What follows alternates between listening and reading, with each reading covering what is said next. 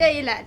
መጸጸትና ንስሐ መግባት ኃጢአት የሚያጠፋ ከሆነ ተበዳይና ድሃ ምንድነው ተስፋው? አሁን አንድ ሰውዬ ጉልበቱን ተማምኖ ሀብቱን ተማምኖ ስልጣኑን ተማምኖ ሰዎችን ቢበድል የሰዎችን ሀቅ ቢበላና ከሆነ ጊዜ በኋላ ተጸጽቶ ንስሐ ገብቶ ቢሞት ያ ኃጢአቱ የሚማርለት ከሆነ እነዚህ ሰዎች እነዛ ድሃ ሰዎች አቅም ሳይኖራቸው ስልጣን ሳይኖራቸው ጉልበት ሳይኖራቸው ሀቃቸውን በደላቸውን የሚያስመልሱበት ማለት ነው።